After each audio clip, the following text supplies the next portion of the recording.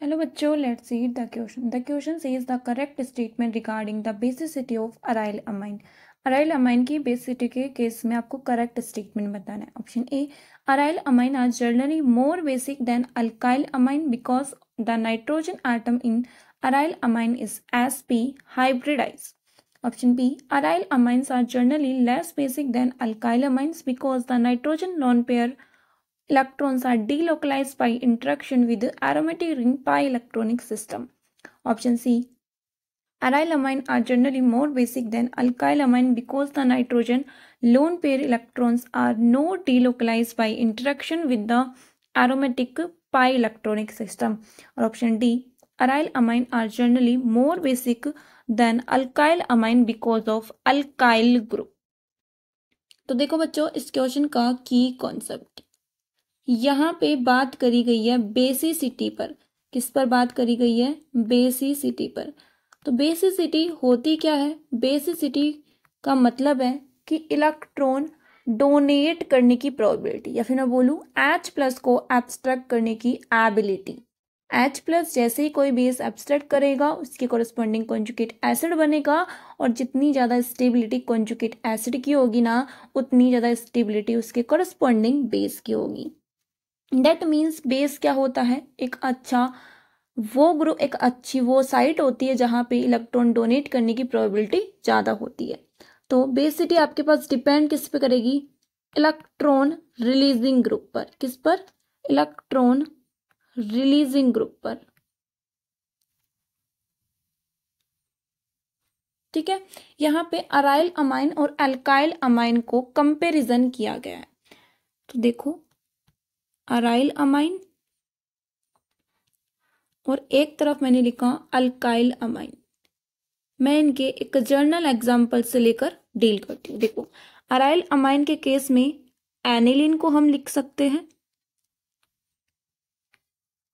जिसमें नाइट्रोजन के ऊपर क्या है? Lone pair. और अल्काइल अमाइन में मैं कोई भी एक प्राइमरी अमाइन में लिख लेती हूँ. ठीक है. अब क्या होगा? यहाँ पे होगा H+, और इसकी भी रिएक्शन होगी H+ के साथ. तो ऐसे कौन सा नाइट्रोजन है जो इजीली इस H+ को एब्स्ट्रैक्ट कर लेगा? आप देखोगे कि यहाँ पे ये इलेक्ट्रॉन डेंसिटी रिंग में भी डीलोकलाइज हो रही है, और ये यहाँ पे भी अटैक कर सकती है. 100% अटैक नहीं हो रहा H+ पे, ध्यान रखना. सेकेंड थिंग, यहाँ पे ये जो R है ना, ये अपना इलेक्ट्रॉन रिलीजिंग इफेक्ट दिखाता है +I, और ये इलेक्ट्रॉन रिलीजिंग करते करते ये करेगा, अटैक करवाएगा. तो ये क्या कर रहा है? पुश कर रहा है इलेक्ट्रॉन डोनेट करने के लिए, और यहाँ पे ये पुल कर रहा है, ये इलेक्ट्रॉन डोनेट नहीं हो दे रहा.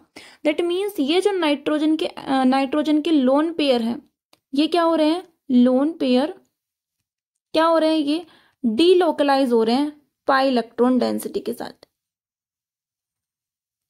Delocalised with pi electron density of the ring. But इस केस में आप देखोगे यहाँ पे किसी तरीके का डीलोकलाइजेशन नहीं है. ये इजीली क्या हो जाएगा? एब्स्ट्रैक्ट कर लेगा. Easily abstraction. तो ऐसा आपके पास कंपाउंड जो इजीली एब्स्ट्रैक्ट कर लेता है, वो क्या होता है? एक अच्छा बेस होता है. Good base. अगर हम यहाँ पे बेसिसिटी को कंपैरिजन करें तो अल्काइल अमाइन की बेसिसिटी ज्यादा होती है अराइल अमाइन से. तो देखो, अराइल अमाइन मोर बेसिक नहीं होते हैं, ये क्या होते हैं? लेस बेसिक होते हैं. Option A incorrect. ऑप्शन बी में बोला गया है aryl amines are generally less basic. बिल्कुल.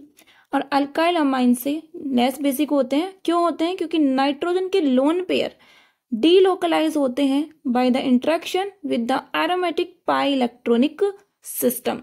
ये बिल्कुल क्या है? करेक्ट आंसर है.